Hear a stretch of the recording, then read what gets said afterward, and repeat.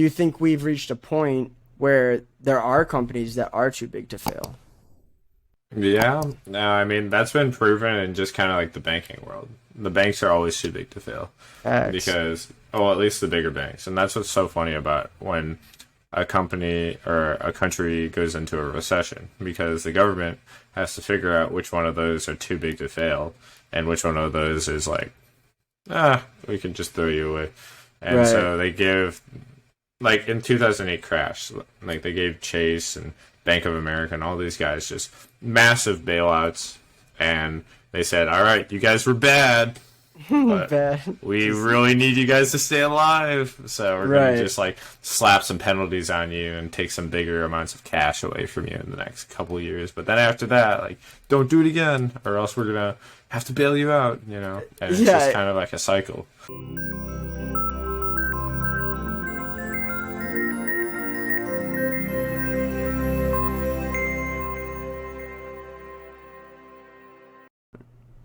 Yo, yo, yo, and welcome back to Roy's Podcast. I'm Roy Spencer. I'm Johnny Rodriguez, and this is Roy's podcast. So, Roy, there's been a lot of talk lately. I'm sure anyone who watches this may or may not know, to be honest. That's why I'm sure of it. So, Apple and Facebook, both ginormous, enterprises, but there seems to be a little bit of a dispute going on lately between, the tracking of people's information. Oh, yeah. And that's a cause for concern if you're a Facebook owner, potentially. Starting off this podcast, I just want to alert you guys before we dive into this devilish details that Facebook's earnings is July 28th, and you guys should be very worried. Because with Apple's asking of people if they want to track if the apps track them or not, people now have the freedom to choose who's tracking them and what data they're actually getting out of these people. And a recent survey has shown that between 88 to 96% of people are telling Facebook to hit the road and not to follow them. And last year it was reported that Facebook had $86 billion of revenue coming in through this source. So how much is the overall revenue? That I don't know the overall revenue, but I do know that is over 80% of the revenue that they bring in. That comes from that. But I want to open this up to kind of like a live debate and ask you, Johnny, as like an iPhone user, what do you think about this? And did you let Facebook kind of have your data? So I'm not even on Facebook. I don't use Facebook at all. I don't Probably like for the best. I don't like them. I don't like Mark Zuckerberg. I think he seems a bit, and this is my own subjective opinion, but I think he seems like, I don't know. He just seems like a sociopath to me. Yeah. I think with him being the pretty much the originator of big tech in terms of social media stuff, like, he owns Facebook, he owns Instagram, whenever a new tech startup is starting up, he seems to be able to buy it out. So he's monopolizing on that, and I'm all for Facebook to hit the road. I'm not a big fan. Telling them to bounce out of there, but the thing is, like, with that, there's going to be a lot of I was kind of about what they were doing in terms of the ads, because I was starting to see stuff on my Instagram that was custom tailored to what I like, seeing some cool shoes. They're getting really good. And in fact, for those of you guys that know me on a personal level, you know that I'm going to be attending grad school at U of M next coming this fall in data science. And the only reason that I found that was I was just scrolling through Instagram. Thanks, guys. I was scrolling through Instagram, and it just saw an ad for U of M's grad school, and I was just kind of like, yeah. And they knew that it was something that I would want to pursue because of the searches that they'd seen me go through and stuff like that, which is great. That which was is from great. Facebook though. Like you said, you were scrolling through Facebook. Facebook owns Instagram. Oh, you're So, scrolling through Instagram. and Gotcha. I was scrolling through Instagram, and I just saw that, and I was just kind of like, this is great. And I applied and got in, and now I'm on my way to becoming a U of M grad. But Oh yeah. without Facebook's help, I don't know if I would have sought that out on my own and tried to do a program like that. So I do like it, but one thing that really kind of concerns me is at what price have I been paying for that? You Right. know, what information do they have on me? Do they know my passwords? Do they sell that information about my passwords? Because Search history. there's been instances where I've had to use my social security number for passing like background checks and stuff along those lines when I'm on my computer. And I don't know if Instagram's on or off or Facebook's on or off on my computer at that point. Like how much do they really track? And I think one of my buddies, Scott, talked to me about watching the Social Dilemma on Netflix, which kind of does a big walkthrough on all the stuff that they are collecting on you. And some of the stuff that they're collecting on you is crazy. Like, they know where you're walking, they know who you're talking to because you have your messages open, you have your maps open, they know what you're doing, they know what you spend your time on. And it's kind of like they get the best breakdown of you that anybody knows. They know you better than you know you How, in some instances. wait, so when you say maps, how are they able to see our, like, when you say maps, are you referring to like Google Maps or like Apple Like Maps? Apple Maps, Google Maps, Waze, or whatever you use. So they had but Apple had like a contract with them or something. but how it works is that these third party sources have an ability within them to look at your other apps that are open. Like everything that's open on your phone, that's why I like close out all my apps and stuff whenever I'm doing whatever. Gosh, But that's sketchy. they're able to look at the opened apps that are on your phone. So if your Apple Maps is tracking your location and where you're walking, they also know where you're walking. And if you're on your phone texting somebody, they potentially know what you're talking about. And it's just Right. kind of like, this is all some very tough things to accept when we're thinking about what kind of information they have. I mean, are the ads great because of that? Yes, but also do I feel comfortable with them seeing all of that? And the answer might not be yes.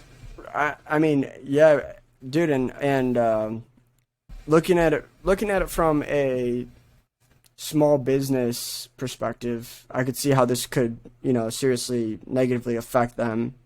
But also Facebook doesn't necessarily help small businesses, like they give them a platform to advertise on. Mm-hmm. But what if that small business is and we're seeing more and more of these, like a startup tech small business, That's not good. Right. There's Then a there's chance that that's not the greatest. right. So it's just like as the world evolves, I think, and small businesses evolve, more and more people are going to start to side with, and I don't know where they side already, but at least where I'm coming from, I think that I don't want a big corporation tracking where I'm walking. I don't want them seeing like, the things I'm looking up. Not like I'm looking up anything weird, but I just don't want that. And that's why I think we might have talked about Brave, that browser, briefly because they block the ads and whatnot. Yeah, last show. Yeah, so I don't know. I think that I'm for does Apple. like a really good job of tying in with kind of cryptos and stuff like that, because cryptos offers the world a way of decentralization, getting out of, letting these companies kind of see what you're doing and them kind of, getting rid of all your information immediately. But this all kind of comes at a cost because these ads have, become tailored to us. And I mean, I keep beating that into like the ground, which is kind of weird, but I see the business aspect of it. I see the kind of stuff that this could potentially help. But, Right. I mean, Social Security, that's a big deal, and you only get one of those. You can't have that be, compromised and Yeah. people just having that whenever they want. So Yeah. I think one of the things that kind of sticks out in my mind is an interview with Jeff Bezos when he was at Amazon, and he talked about how companies, they don't last forever. These big tech guys, they're not what the United States would call too big to fail. And in fact, like a lot of the government probably wants them to fail, although they do take a big chunk of money away from them. And with lobbying and stuff, those people are probably going out to some really nice dinners with these guys. Right. But Oh yeah. it's not something that these people want, and they'd rather see these people get broken down. And what Jeff Bezos talked about is the lifespan of a company like that is roughly like 30 years of being in the spotlight, and it made me think about Walmart and along the lines of what they're doing. And, they're the old-fashioned brand where you go in and you get the stuff in store. And, they're kind of moving to an online platform, but just Amazon does it 10 times better and for cheaper. So are they going to be around in like 50 years? Probably. Walmart but or are they Amazon? going to be doing... Yeah. Are you talking Walmart. about? Oh, Walmart. Yeah. I'm just talking about the companies don't just die. They're not like bankrupt. They're Right. just not thriving how they used to. And the way, I wish I had like a magic marker here to just kind of show you the way that companies grow, but they grow and they grow and they go up, and then they reach a maturation period, and then they start hitting their decline, and then they go down. But it doesn't mean that they automatically go to like bankruptcy. Right. They just aren't making profits the way they were in the past, and then they have to cut back on their workers, close down stores and stuff like that. That sounds very similar to the like the path that a new product takes on when it goes into the market. Like building, and then they eventually just kind of reminders about the company as it's falling, and then eventually fizzles out. So it's if they keep companies innovating, are just though, a bunch of products. Companies Right. are just a bunch of products, so it should just be like that. But if those companies like on Amazon, which seems like they keep on innovating, they keep on doing things like that. Do you think we've reached a point where there are companies that are too big to fail? Yeah, no, I mean that's been proven in just kind of like the banking world. The banks are always too big to fail because, at least the bigger banks, and that's what's so funny about when a company or a country goes into a recession, because the government has to figure out which one of those are too big to fail and which one of those is like, we can just throw you away. And Right. so they give, like in 2008 crash, like they gave Chase and Bank of America and all these guys just massive bailouts, and they said, all right, you guys were bad, but Bad. we really need you guys to stay alive, so we're going Right. to just like slap some penalties on you and take some bigger amounts of cash away from you in the next couple of years. But then after that, like, don't do it again, or else we're going to have to bail you out, and it's Yeah. just kind of like a cycle. It seems so inefficient.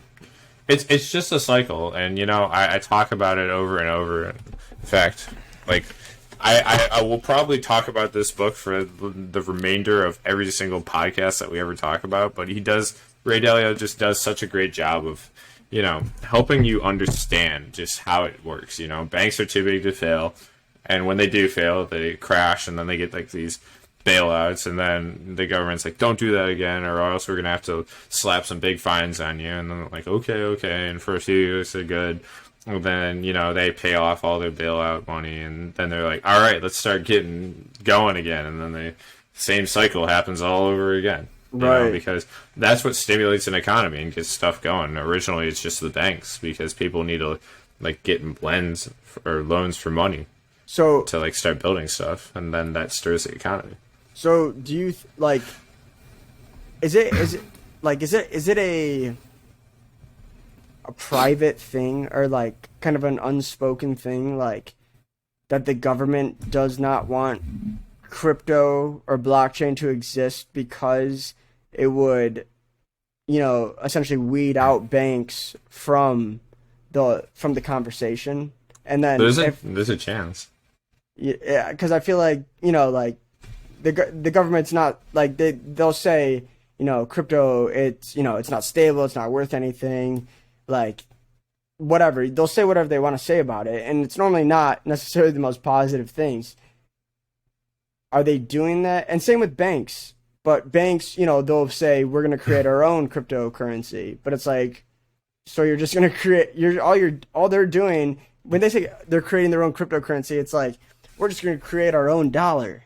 Yeah. Like it's not like an actual. It totally defeats the meaning and value of what people believe in when they think of Bitcoin or just blockchain.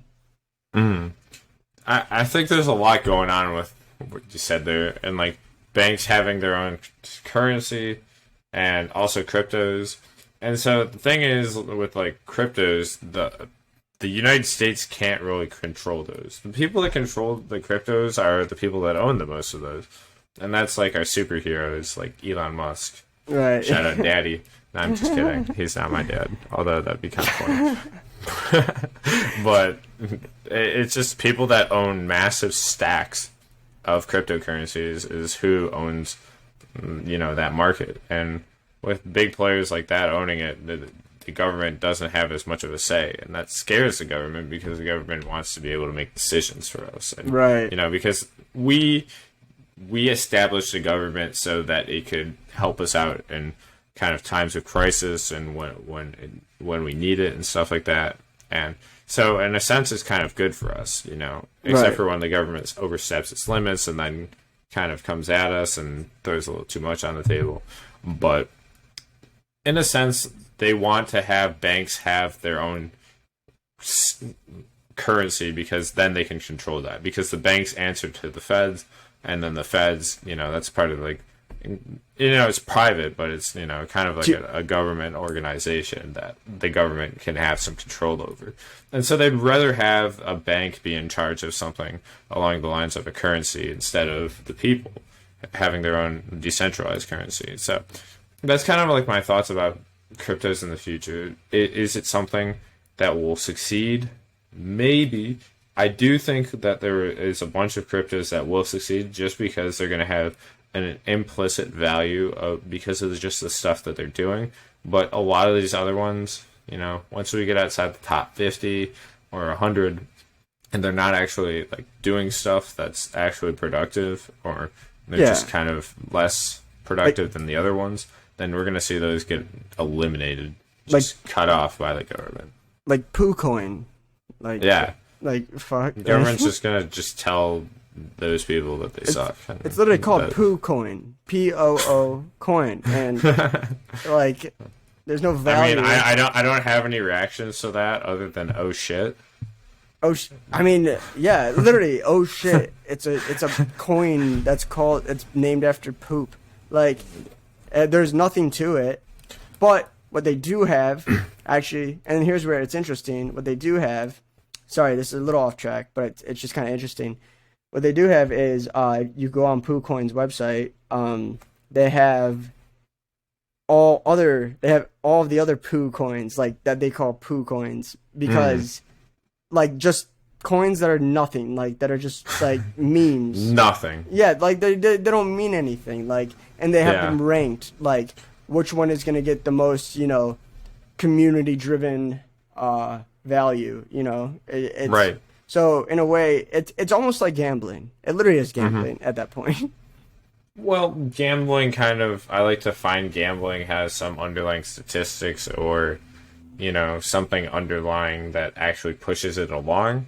Right. This is absolute, betting on just random stuff. Betting on random stuff. And it's funny because, it's PooCoin and stuff on there, but a famous Reddit term, or a term that's now being used on CNBC, is shitcoins, and they're it's the same thing. Everybody realizes that these coins don't all have value in a way, and at the end we saw it happen in the dot-com bubble, which happened right around the early 2000s when everybody was just making websites, and there's just tons of websites around it, but all those didn't make it. The big players made it out. Google, Yahoo, stuff like that. And so eventually, we don't know when, but it's going to bust. And these shit coins are going to go to the drain. And, I wish that there was a way to kind of, well, I think there is, bet on their demise. Because it's going to come one day. It's just, a Yeah. matter of when. Or, Right. if they make themselves influential in any sort of way that gets rid of their demise in the future. So, And a lot of that's looking at future technology because that's what a lot of them align themselves with. right. And actually, I think this is the perfect time to give a shout out to one of my favorite places online called Coursera. And I've been using Coursera for a while. Coursera is a place kind of like a classroom, but not actually at a university. And what you get is a bunch of universities on there competing to put their information to get views and stuff because Coursera will pay them quite well. But these places aren't as expensive. Most classes are free, and you get to learn good stuff. And one class that I'm taking right now through Coursera is called Startup Valuation Methods, and that's through Duke University. I get to take it for absolute $0 and 0 That's cents. nuts.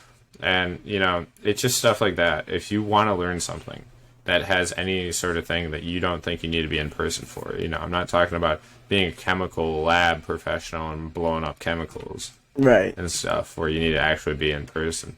But stuff like coding or stuff like stocks, like there's all sorts of help out there. And this is a place that I want to mention because we talk about underlying fundamentals on this show. And this is a place that actually helps people figure out what are the professionals doing to measure this company. They have assets and liabilities, and to everybody that kind of sounds like just fancy words that cool stock guys use. But Right. this makes it really simple for people, and they'll teach you how to be like the big boys out there and have that sense of getting, what is a good fundamental company at the end. And I want to give a shout out to them because I think they're doing the most, and I like their model a lot.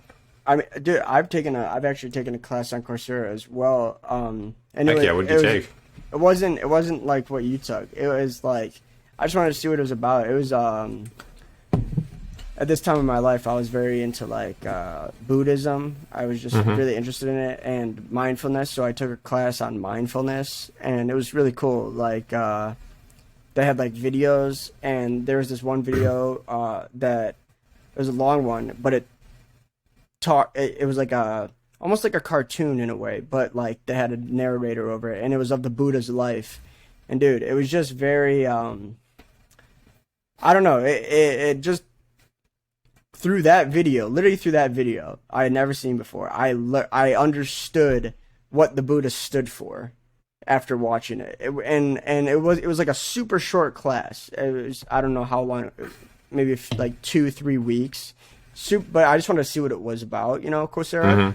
But I mean, they have classes like that, and then they have classes like what you're talking about. So it definitely they've got all sorts of classes, and it sounds like you enjoyed that one. Do you think you'd recommend it to somebody? I would 100% recommend it. Yeah. And isn't that stuff free? You get to hop on there, and you get to learn about this stuff from somebody that probably really knows their shit. Oh yeah. And talks to you about it in a way, and then you just get to learn about stuff like that. No matter what you're passionate about, there should be more resources out there for you to learn about stuff like that. And I think one of the great things about ROIS podcast and the investments that we do is we're investing in you guys. We want you guys to succeed just as much as we want to succeed, and that's the reason we started the show, and that's the reason we do what we do. But, I want to put that stuff out there for you guys because, you might see, what we're doing and wonder, what are we looking at? And I want to make it as transparent as possible. If you guys have questions, you just ask us. But it's stuff like this that I think, and you guys can also recommend stuff to me as well, and Johnny. It just that makes us all better traders at the end of the day. Yeah. And what I want to do is I want to develop a smart community around us so that we all make bank one day in these markets, because that'd be so much fun. Or just have you guys have a little bit more money at the end of the day so we can pay bills. And no matter what your situation is, I want you to just be thriving because you watch this show.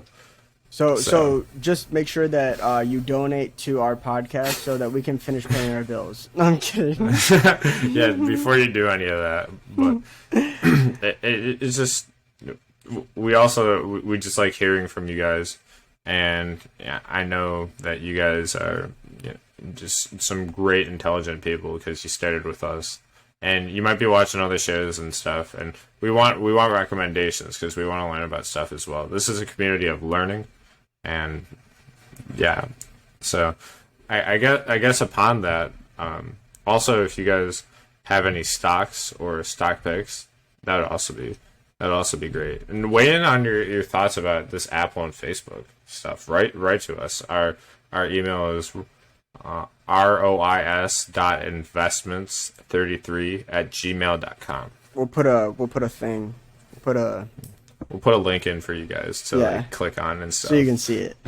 But I think one other thing I want to touch on in that is that Apple and Facebook are really duking it out in this one. But another company that I don't think gets talked about enough and has a potential downfall coming in the future is something like Google. You know, is this some company that could also be on its next way out? Well, and I wanted to ask this earlier. Like how much revenue is Google? Because you were saying to me earlier that Apple, like their default browser is to go to Google, right? Right, and Google pays them billions of dollars for something like that. Right. And then Facebook, do they pay Google or does Google pay Facebook? I'm not sure exactly how that works, but I think that's something I should look into. But how I understand it is that they have their own stuff going on. Like Facebook has Instagram, and then people are just looking at Instagram and, kind of buying stuff through that. I don't think they have any deals, but kind of just how it works is people are looking at their tailored ads and stuff. And I want to touch on something that I don't think I got through earlier. I don't think that, because of this, like Facebook is going to go to zero. Like they have a lot of stuff going on. And one of the things that I actually thought about was, outside of their stuff where they just kind of target their ads and sell that to like customers, what else do they have? So they're able to track their users on their platform. People spend hours on Facebook, Instagram, Right. other stuff that Facebook does. So they're not only just, tracking other apps and stuff. They have information on how long you sit there and look at a picture. How long do you scroll through the pictures? Like they have all this stuff, and they see your eye movements when you're on there. And if we're being real honest, if you're looking at a certain video, they're tracking your eye movements, right? Mm-hmm. They know exactly what you're doing. They know exactly what you're doing, you creep. And also, I want to say that not everybody owns an iPhone, and those other phone companies aren't doing anything about this. But I just think that this all circles back to Apple and them being a dominant company for the future. Like, this is a company that I firmly believe, even though we just talked about it, that companies don't last forever. I think companies like Apple are something that, might escape that kind of dark gap for a while because they're so centered on the customer service and what they can do for us. Ask not for what you can do for you or what your country can do for you. Ask what you can do for your country. Well, that's how they think in terms of like their phone. They think that like they are able to come out here and offer us a product that people really want. We're not just getting an iPhone with like cool buttons on it. We're getting that peace of mind at night that like nobody's staring at us. Yeah. Like, reading a book. We don't want to fear. We don't want to have to. I mean, they literally sell things to cover the camera now when you're like typing and stuff. Like like that doesn't feel safe. Right. It's because this is a problem. People are having security issues with that, and honestly, it's not too far-fetched to have something like that. And I really like Apple's motto about security and stuff. And I mean, that's not even everything that they do, but that's just something that sticks out to me in my mind as being an investor in Apple is that they always are going to have my back. And because I like something like that, and I feel positive about what they're doing for the people in general. I want to be invested in that company. I want to be a part of something that they're doing. And even if their products absolutely sucked, I might be in just because of that. And you don't, and I don't like, I just don't get that vibe, like that vibe from Apple either. Like, you know how certain companies you just kind of, you just get this weird energy from them, like Facebook, like and just even their CEO Mark Zuckerberg, and just like Twitter, Jack Dorsey, like just all these. Oh things, yeah, like you just get weird vibes. But with Apple, I don't feel that. right. And It's actually kind of weird. We didn't even talk about Twitter yet, but what do you think? I don't know if Twitter's as ad centered as Facebook is, but when you scroll through Twitter, I don't do that often, but when you scroll through Twitter, you are seeing ads based off of stuff that they think you might like, based off the tweets that you interact with. Because right. If you're sitting there liking memes, right, and looking at sports, they're probably thinking you're a dude that's our age, and they're gonna show you Taco Bell ads late on at night or something like that. Well, you know what social media company I think is the best, literally the best at doing this? TikTok. Which one? TikTok? And you want to know why that's scary? Because it's a Chinese owned government, or it's not Chinese owned government. It's a Chinese owned company, and in China. Actually, they are. We're not allowed to have. They're not allowed to have U.S. apps, but yet we're allowing TikTok to, a Chinese company to run the social media platform in our country. So they're gathering all our information. I just think that's kind of wild that you said that because now TikTok is owned by another U.S. company. It's escaping me who it is right now. But, is it? Yeah, I think. They sold it to Oracle, and it just doesn't seem like anything that Oracle would be into. But I might be totally wrong about that. They're in it for the information. They're in it for the information, and this is something that you want to buy. These are hidden gems that are in the market that people would want to interact with because data is key. If you know what people are doing, then you can sell stuff to them. And, right. Or you can kind of get an idea of what products you want to develop in the future. And so maybe that's a good move. I know Oracle does stuff on computers and that's about it. They have something with the, I don't know why, were they a part of the, what is it, where you put on those big goggles and you're just in another place? Or is that not Oracle?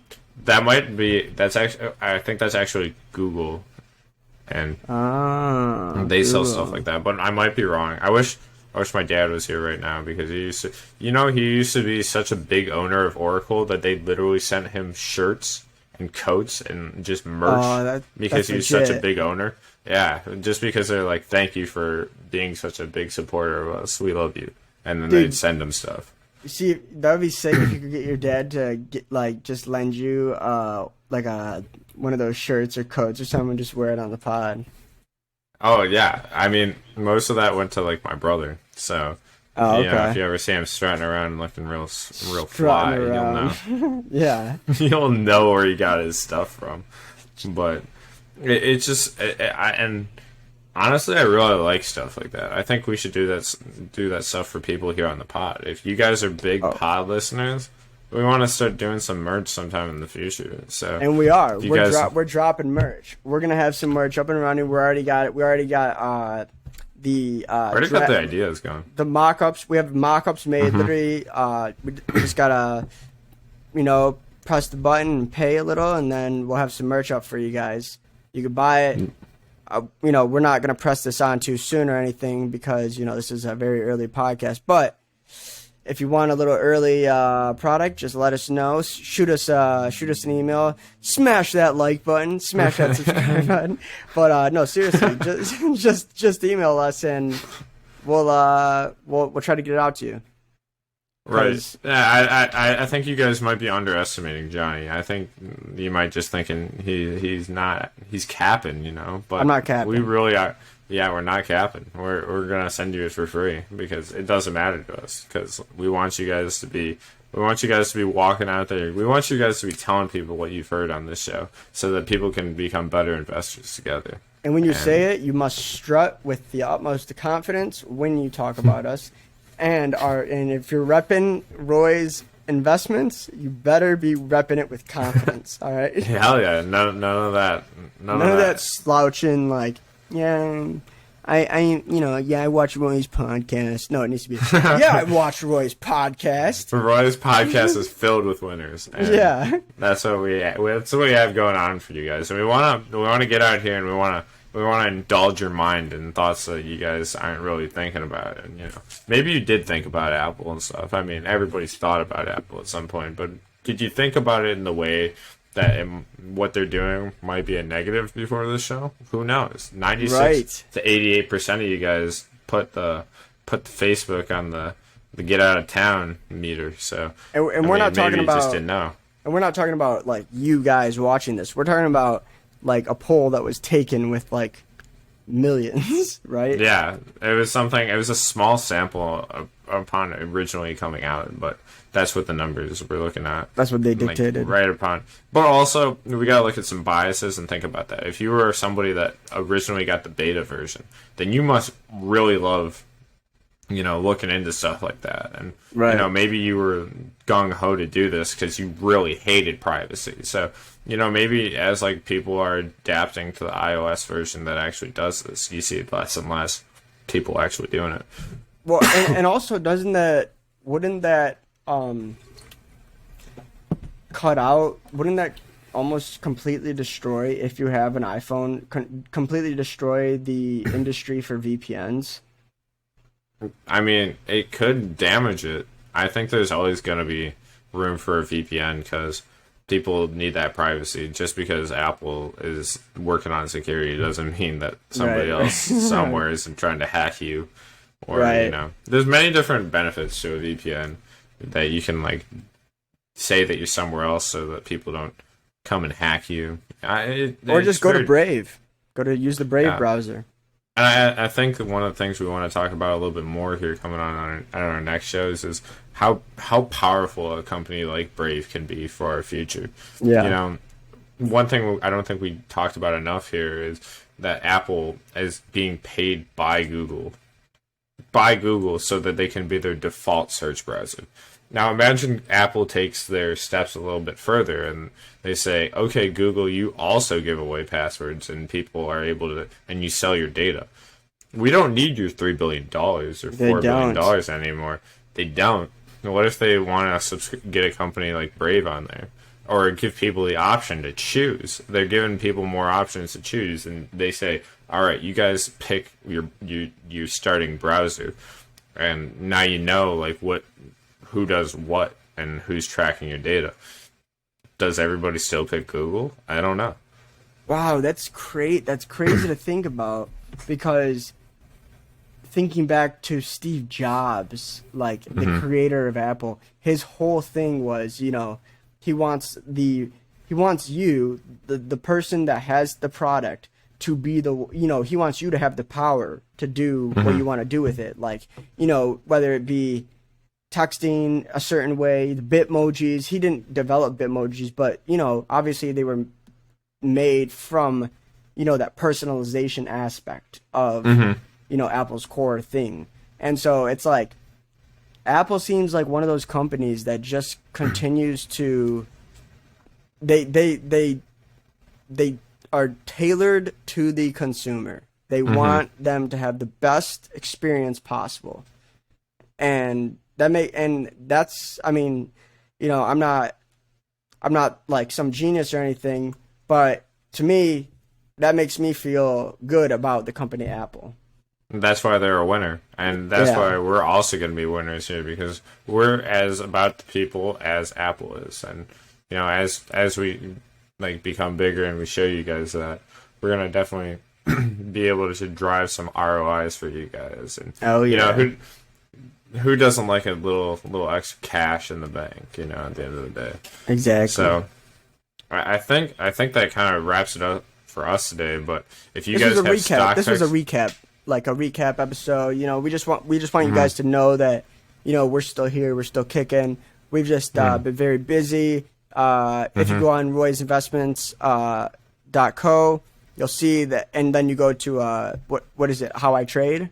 Yeah, How I Trade. If you go to the How I Trade, scroll down, click on any of those videos, or it's on the YouTube channel. Determine your threshold, how to handle a loss, and then what's the last one? Picking the stock. How to pick a good stock or picking a good stock. Yeah, like trust me, guys. The facts that Roy is putting down are. You're not going to learn it anywhere else, and you're not going to learn it in a more simplistic way, because a lot of times you'll watch things and they'll try to explain things, as best they can. Hats off to them for trying, but I feel like with Roy understanding that kind of stuff, and then having me here to kind of best interpret it, I think it's a good breakdown. If I can understand it from watching these videos, you guys can for sure understand it. Yeah, we got you guys. Yeah, we got you guys. And one thing I've taken, like I know that I've had some requests upon, is doing something where we break down options and what does buying a call mean? What does selling a call mean? What is selling a put? What is buying a put? What happens if I buy a put and the stock goes down? What happens if I buy a put and the stock goes up?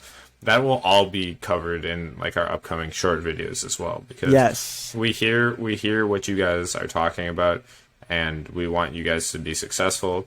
And I want to break it down like as simple as possible for you guys, and then eventually one day you guys, you start to get it. You write in with your questions, and then we're all making some bank together.